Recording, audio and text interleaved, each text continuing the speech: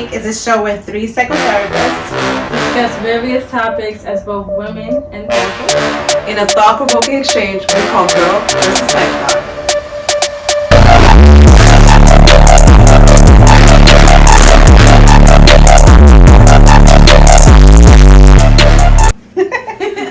Okay, so tomorrow is Mother's Day, and a lot of us have, you know, beautiful, wholesome relationships with our mothers, and others don't. So our topic is going to be how to cope with abusive moms on holidays. Since tomorrow's Mother's Day, it's like a holiday. Yeah. So my first question, ladies, what sort of ways can moms be abusive towards their children? What do you think are some of the ways, you know? Verbal, physical? Yeah, verbal, physical, emotional, financial. Financial. A lot of these, like, remember all the young TV stars and their parents like robbed them? Oh yeah. Yeah. Or control their money, controlling, stunting their growth if they know they want to do something in life and they, for example, take their mail. That's a Hispanic thing. No, it's not, because I got it on the myself, so no, it's not. Really? Yes. I feel like, I don't know. I feel like that's so like typical. There was like also a meme of that with someone. Oh my God, he like did a whole meme about how like Hispanic parents, like, they always check the mail. It's like, doesn't that happen to you guys? I don't know. It always happened to me. That happens to me often. Really? To the point where, and maybe someone can relate, I had to create my own mailbox. And my mailbox was underneath my mattress because it came to the point where I wouldn't get mail. Now, I know in my teenage years, I don't know everybody, but somebody knew me. So I used to wonder what was going on with my mail. So one day I would go, for example, I was applying for like low income housing, and I got an invite for the second notice. So I'm like, I know the first one must have came somewhere. So now I'm looking in my mailbox, nothing. So I go to my mother to the garbage. She put your mail in the garbage? Oh, do you know how many social security card and birth certificates I had to apply for? Oh, wow. That sucks. Yeah. However, I would never say, I know there are some people who shy away from their parents, but I would never shy away from mine because it contributed to who I am and the way I am when it comes to certain things. What do you mean? There's pros and cons? Is that what you're saying? Like, obviously the con could be emotional, but the pro for me, in a sense, is when it comes to my own mail. Obviously, if other people are using my address and they want their mail, I give it to them. But my own personal mail, I always make sure I put up. If it's something important, I'll read it right then and there. Otherwise, I'll put it on the side. Whereas back home, I was lucky if I got mediocre mail. So I think that is a effort to control, no? Or to sabotage, or to... Definitely. Yeah. Definitely. And you bring up an important point. Do you maintain a relationship with an abusive parent? And I think that's a very personal choice, and no one can make that choice for you, right? So it's difficult, very difficult. Some people still really love their abusive parent and crave them, and some people, I'm better off with this person. It does not exist in my world. So that's a personal choice. But if you do decide to like have that relationship, I believe that you need to set very clear boundaries. Yes. Like, yeah. Okay. Thank you. Okay. What are your thoughts of a mom that is critical, especially like during the holidays? Like if she says, "You're not going to make the dinner. I'm going to make the dinner because I know how to make it this way, or that way." And you're like, but wait, I know how to do certain things too. Like, can you give me a chance? They're like just critical. They want to just do everything. They want to do everything and control. I think that would be a part of who they are in terms of they're controlling. Because if they're always controlling one aspect, they're gonna try it everywhere else. So, I mean, if they want to cook and you're trying to be helpful, maybe you can do it in a way of setting the table, doing the guest list, or setting the music if you play music, games or something like that to make it more family oriented. I think control issues could reach pathological levels, and I think the person has to analyze like what is this person's pathological desire to control, and do I really need to confront that? So for example, if you have an extremely controlling mother, she lives in her apartment, you live in yours, and you're only getting together for holidays and birthdays, I wouldn't even challenge I want to cook, okay, you do that. But I wouldn't invite them into other areas of my life, because then they would try to control everything. But if you want to control Thanksgiving, Christmas, and birthdays, by all means, you know, life is short. It's kind of avoiding the drama and the negativity. Right. If assuming all interventions have failed. Right. Assuming. Okay. How about like I know like growing up in my household to this day, sometimes I hear certain things like my mom when she talks to her siblings. I'm an only child, so I don't have that, but she'll say, oh yeah, like, you know, that didn't look good, or you shouldn't wear that, or something like that. You know, like they just criticize themselves all the time, and I'm just like, Mom, if you have nothing nice to say, don't say nothing. I'm always going around saying that to her. And she's like, she knows I love her. I'm just saying it for her best interest. I mean, like, does that happen to you guys? Like, that your mom and you just see the dynamic of their relationships. You? Yeah, she criticizes you, or she criticizes her own siblings, and you're like yes, stick to nice things. Yes, I remember. Yeah, it gotta be about 10 years ago. I think I just got out the shower. I'm still living back home. Yeah, I'm still living back home from maybe 11 years ago. And I just got out the shower. I was putting lotion on, and my mother comes in my brother and our room. We share a room, and she's like, "Taisha, get disappearing." Now, granted, I know I'm small, but I'm not disappearing. So when she said that, I was like, "What do you mean I'm disappearing?" So now in my mind, I'm thinking, am I really that thin? So I'm drinking what is it called, Ensure and all this other things to kind of like put weight on me, because my mother thinks I'm disappearing. It's like, well, dang, can't you just say, oh, you look nice today, something less offensive? It's so funny because we did the whole video on a constructive criticism, and it makes me think like, well, what was the purpose of that? Was that to help you, or was that to kind of hurt you? Right. And I think that, you know, sometimes moms do have bad intentions, and that's what this video was all about, right? To kind of be a source of comfort for people who might have a toxic mom and feel like they're alone. But a lot of people do have toxic moms. Sometimes it's a diagnosis that was never treated, or whatever it is. But or the moms are in denial that they actually have the diagnosis. That happens. Oh, she's definitely in denial. Yeah, people always in denial. But let me ask you this question: if she told you that today, you're disappearing, I would just laugh it off. And that is the most important point. Right. You have to get yourself to that point. If you're still in a place where mom criticizes you and you are spiraling down, you know, oh my God, and that's not healthy. I've learned over the course, especially with our relationship, to not please her. There's this, I guess, idea that you're supposed to do for your parents and honor your parents, and yes, you are to respect them. Which is why, you know, even if we're not the best of friends, and I know for some people their mother is their best friend, I would still respect her, but I do for me. I put me first. So even if I never get to my goal, which is 130, it's okay. I still feel like I'm sexy. You bugging out. I don't know what you're talking about. I love who I am, and as long as I'm not walking around like my mother, she said, I'm too small. I gotta put on more weight. And then be unhappy with your own self. Right. So it's like, at what point do you stop living for the next person? Yeah. We're also living in a new generation of like body positivity, And I think sometimes you have to understand that our moms are from a different generation where it was a lot of shame and a lot of like, you know, you're not good enough, you're not good enough, you're not good enough.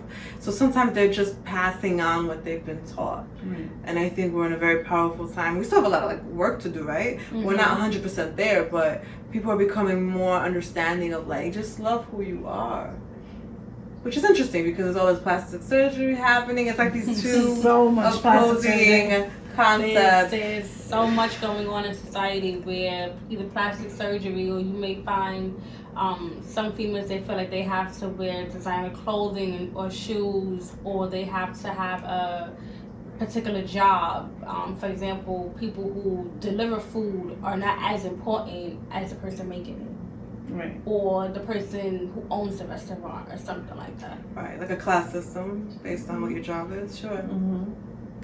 I mean, class system is a huge issue in a lot of countries, but certainly in ours. I feel like, though, thank God, I mean, one positive thing about this quarantine that we're experiencing, this pandemic, is that we are actually seeing how essential delivery people are, or people that make food, or people that drive buses, people that drive trains. I mean, we need all of them. We need all of you guys, you know, to make this society whole. It's not just the doctors that run this, right? Or the lawyers, all of us, including us, mental health therapists. Okay, next question. In your eyes, which is more abusive? Do you feel like verbal abuse, emotional abuse, physical abuse? Is there one that's more abusive towards someone else, or as a mom, like a mom being abusive towards their child? If she's verbally abusive, do you think that's worse or less, or is it all the same? Abuse is abuse. It doesn't matter if it's verbal, emotional, physical. Which one do you think? Or what do you think about that? I think when it comes to children, you know, innocent children being abused by the people that are supposed to love them the most, I don't necessarily know if there's a ranking or, you know, it's all horrible. Obviously, physical abuse is very dangerous because children do die at the hands of their parents all the time. Right. But like emotional, psychological abuse, whew, that leaves a lasting impact. And it shapes your personality. Right? I think I don't think there's a rank. I think one leads to the other. So have experienced, well, not physical, but have experienced the verbal and emotional. I can say if a person is okay cursing at their child, right? Like they're okay using profanity. And for the child who they don't yell, they don't scream, they don't do any of that. When they take that in, that's emotional. So for years, they may have this image that, okay, well, if I don't speak this way, I won't give respect. Like, I see that a lot in those who are adopted. And they kind of shelter away, like with the emotions and everything. And when they become adults, what happened to you? Because you were a sweet little kid, like you were so quiet, and then when you become an adult, you can hear them around the corner somewhere. They want their voice to be heard, but this is what they were modeled, like the behavior was modeled. Right, and I think there are some parents who don't realize the impact that they're actually putting on the child. Are you saying that adoptive parents are more likely to abuse? I think there are some who they don't intentionally do it, or maybe within the home. So it don't even necessarily have to be the parent. It can be their own children or whomever, like living in a home. They tend to look at the child as such, not their own. So in that particular case, it's unfortunate that they would do things like yell and scream and curse at the child, or feed them less of a portion, or feed them something different. I think that happens more so if you adopt from the foster care system. Because if you, let's say I adopt a baby from India, and the whole process costed $50,000, I'm most likely gonna treat that's the baby, right? You paid for this baby. That baby's gonna be gold. So, but in the foster care system, a lot of low-income people do this for revenue, for income. So they're taking in children and adopting them because they get a check for what, they're 20-something if they go to college. It's up there. Yeah. So they're literally living off of the money that this child provides. Therefore, you have a lot of people adopting with bad intentions, which is really sad and tragic and heartbreaking, because this kid already, if they're in the foster care system, they already had a really possibly a crappy parent, and now they're being adopted by a crappy parent. And it's sad because in these crappy parents, you know, that get an income don't even provide. No. You know, like, you know, but then there's others that provide a lot. You know, like I know foster parents that actually adopted their kids, and they always get them like sneakers. They always go on trips. They always are into like every kind of activity. And that is an ideal foster parent that adopts, as opposed to others that I've also seen, because I've worked in the foster care system for over 10 years, that are just doing it for the check and don't take them out, don't go anywhere with them. Well, that's why I said I don't think there's a rank, and I don't know if anyone out there would agree, but I think for me, just thinking about it, if you curse at me or you even yell at me, I'm gonna feel that emotion immediately. Right. And then depending on my response, you may feel that as a parent you have to prove to me that you're a parent. And for most people that means hitting. So there goes the physical portion into it.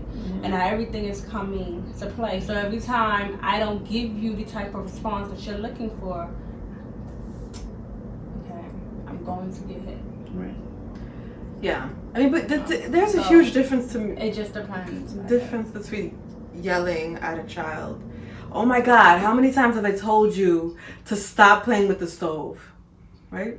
Instead of belittling them. Yes. Right. And then there's the same thing where you could say, you stupid effing that.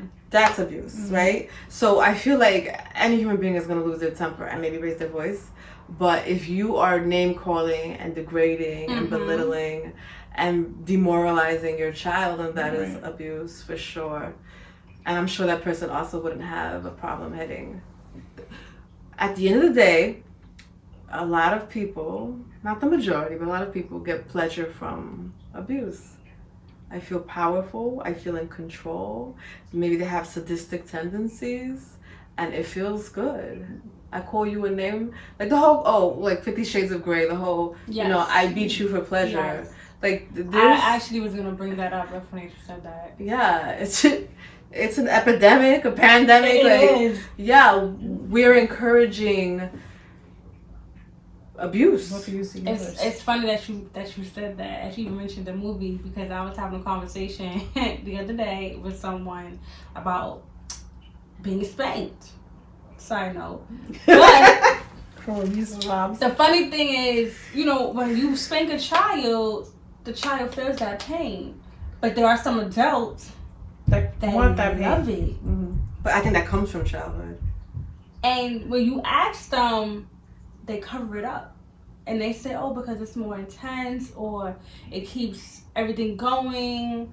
I like it. I like the response. I like everything I feel behind it. But they never bring it back to childhood. You know, it's so funny, because whenever I work with families or anybody and they say, oh, I spank my child, I get like discomfort, like chills, because I'm associating that word with something sexual. And so when they're using the word towards the child, it automatically just makes me very uncomfortable. And I usually reframe. I usually say, oh, okay, you're using corporal punishment? You hit them? I will never use the word spank and child in the same sentence. Because there's something so sexual about spanking at this point in society that it makes me super uncomfortable when utilized with kids. But I feel like anyone that gets abused, as far as a parent, they should always go back to some type of positive reinforcement.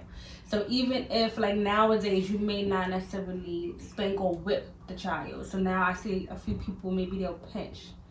Or I've seen pinching, they'll put them on timeout. Right. But maybe for 5 or 10 minutes. But in that time frame, they'll bring the child back to them, or they'll go to the child and say, you know what, let me explain to you why I put you on timeout. Right. So, you know, you're not buying them a game or candy or something in that sense, but you're still letting them know they're loved. And I think there are parents who need parenting classes. Yeah. Mm-hmm. Oh, of course. And, you know, there's nothing wrong with that.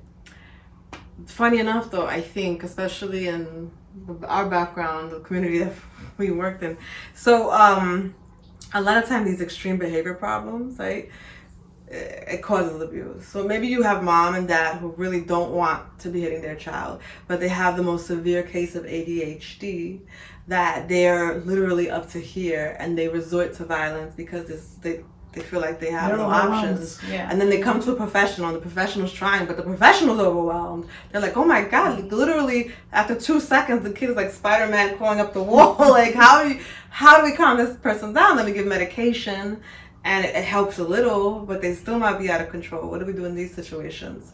So I think that we need to definitely be offering support to cases like that, where there's no sadism. These people are not abusive parents by nature, but they're just in really tough situations. It could also be lack of support, so maybe they don't necessarily have that person to go to. Maybe they're at a point where they want to just strangle the child, but it's like, okay, if I do that, I know this is not going to happen because they're going to either get taken away from me, I'm going to jail. Right, I'm going to jail. So it's like, well, what do I do? Where do I go? So I think that would actually be beneficial. Mm-hmm. And some of these problems derive from drug and alcohol usage during pregnancy.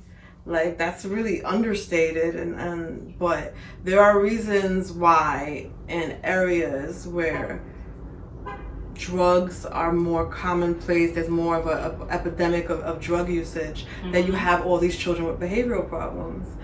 Because what are they being exposed to during the developmental stages? And I was just watching, even though it's not good that Netflix did that without her permission, I watched last night the story of Centonia Brown, where she was recently released after she was a teenager who had shot a man, but she's a victim of sex trafficking. So I was watching it, and so much of why she ended up in that situation was what she was exposed to when her mother was pregnant. She had excessive alcohol, and there might be other drugs. So it literally caused problems in her brain. And there's these scans to prove that her brain was abnormal. And she was diagnosed with borderline personality disorder. And so when they say she didn't have a chance, they mean from the moment she was conceived, she was disadvantaged, you know? So I think that abuse can start at conception, if you think about it. And we have to consider that factor as well. That reminds me of like the Aaron Hernandez documentary, that he was also, they said that he had a lot of head trauma, and that explained the reasons why he murdered different people. So, anyhow, back to our little conversation here.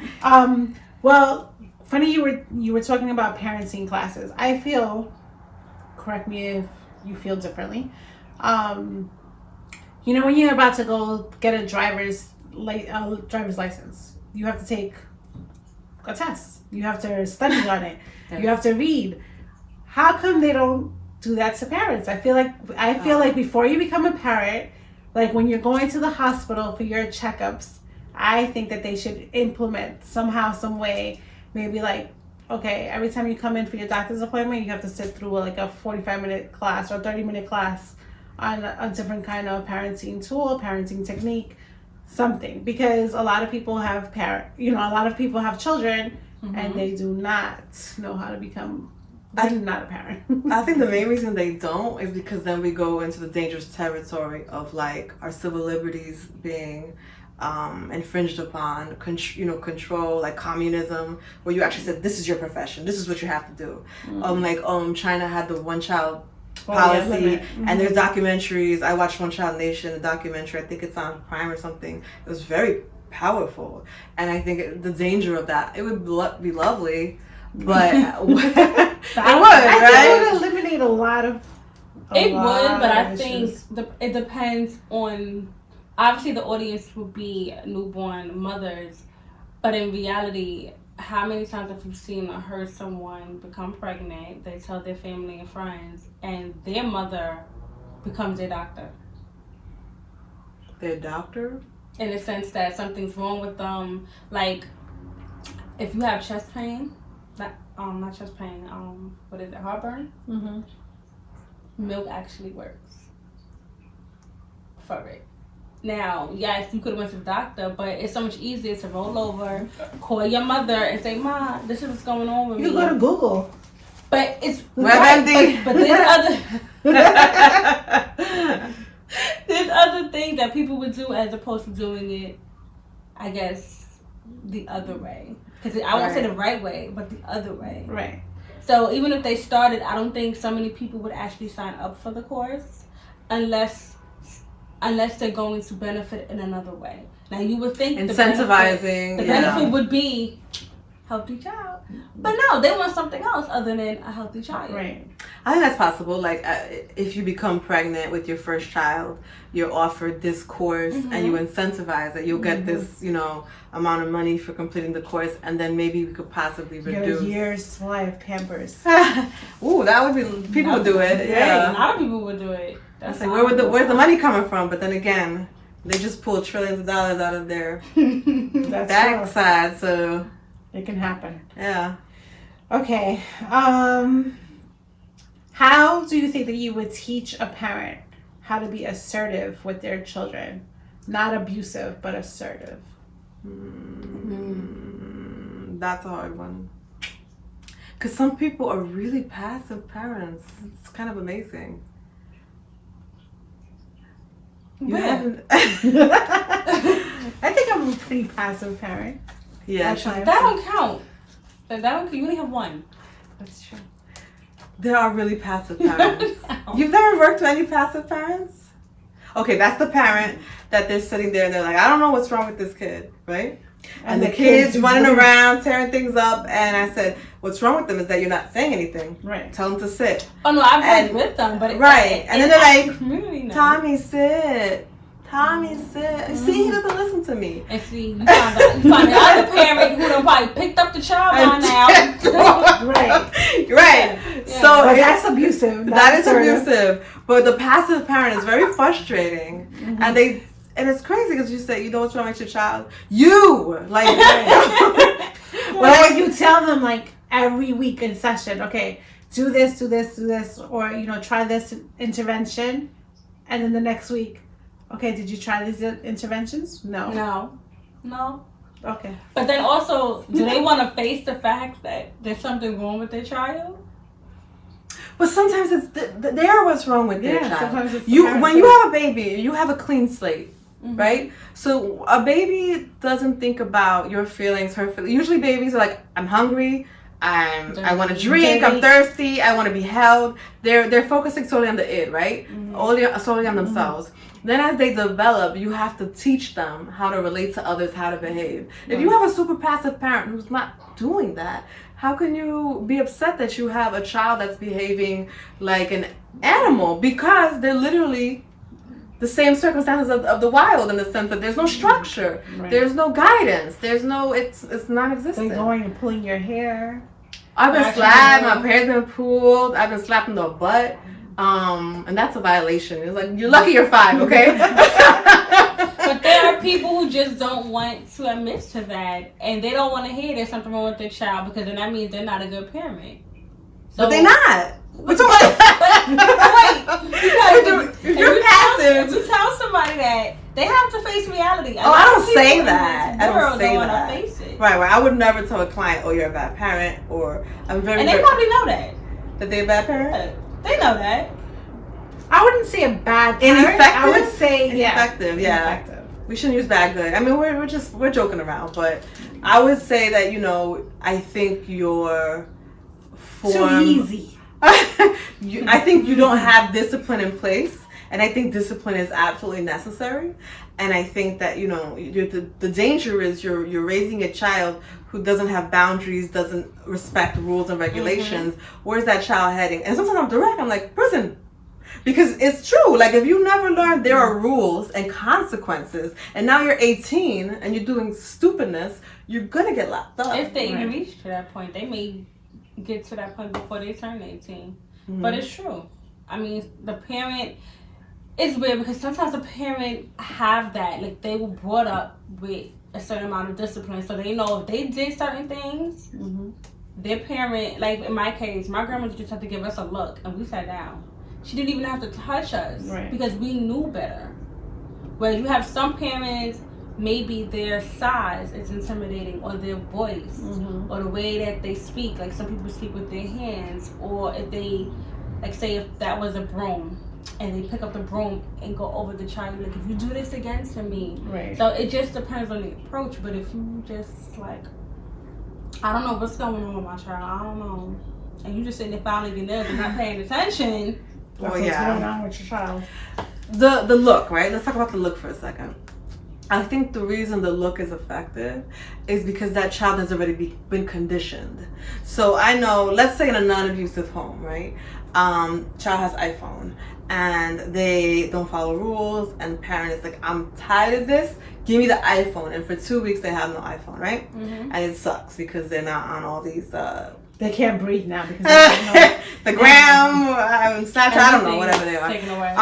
So then that happens a few times. Then one day they're out and about and mom gives the look, and they know, oh, that look means I'm about to get punished if I keep it up. So the look, people get confused. Like, the look alone isn't gonna help if you don't have anything to back it up. Or if you say, what a common mistake is that parents will say, oh, you're going to not have TV tonight, and then you go home and the TV's on. You've basically invalidated your voice. Never respect anything that you say, anything that you do, and eventually you become the child and they become the parent. You know what's funny? Because I know, like, some clients that are, they say, okay, I'm going to do this, and that. Like, they can't watch TV for, like, 2 weeks, but then they're watching TV, so the kid is, like, standing behind them. They may not be watching what they want to watch, but they're watching TV. But they're still watching TV. So in a way, they're still winning. I have someone in mind who does that all the time, and they'll take away the video games, but then they'll go and buy a new video game. But guess where the game is at? In that child's room. So what you think that child's going to do? Sit right with you. Right. Are you helping? Or are you hindering? But what if the parent says to you, well, why should I get punished? She's the one that did the wrong thing. Well, in that case, it's just a matter of moving whatever it is. Right. Child rearing is hard work. So it's like, you don't have kids if you're not going to put your back into it. Right. Yeah, you get punished because you signed up for one of the hardest missions that life has to offer. So you have to put in that work. Which is why I don't have children. I watch TV every day. Fun times. Well, you already did your job. That's right. My son is 25. I don't have to deal with this anymore. Now you got to be glamour. Yay! Okay, so I think that's it. I'm trying to see if I think we've done good. Okay. We've done a lot of. Okay. Okay, wait. One more. Uh-oh. This is a good one. What do you think are the long-term consequences of a child that was abused as a teenager? What do you think the long-term consequences of that child? As a teenager? So they had a great childhood from birth until what age? Well, give us an age. Let's say till 10. And then from 10 on... They were abused? They were abused. Verbally, emotionally, physically. Now, if you would have said 15, I would have had a different answer. But 10, they're still developed. It's very early on. Okay, let's say 15 then. 15? Okay. Teenager, 15. Not 15. They might look for that in their partner, unfortunately. If it's a sense of verbal and emotional, they may look for that dominance in their partner. So if they're not being spoken to in a certain way, they don't care. I also think that they are attached. be attached to the wrong people. Yeah. Mm-hmm. Mm-hmm. I think that it's, if I had to choose, like let's say I had a child and I was given this impassable circumstance where I had to pick one. 0 to 15 is much worse to be abused during that period, in my opinion. If you reach the age of 15 and you know love, you know you attach well, you had very good examples, and then you're abused, I think it's like any trauma that you can. It's easier to overcome. Mm-hmm. But I think you're gonna have more serious pathologies when you abuse a child at the earlier stages. So. Okay. Well, thank you, audience. Thank you, ladies. You're welcome. Happy Mother's Day. Oh yeah, Happy Mother's Day. Hope you have a good one. Oh man, but you know, a lot of us love our moms, yes. but of course we want to consider the people who have that struggle. Yeah. And there's many out there, unfortunately. All right. Bye guys. Bye. Bye.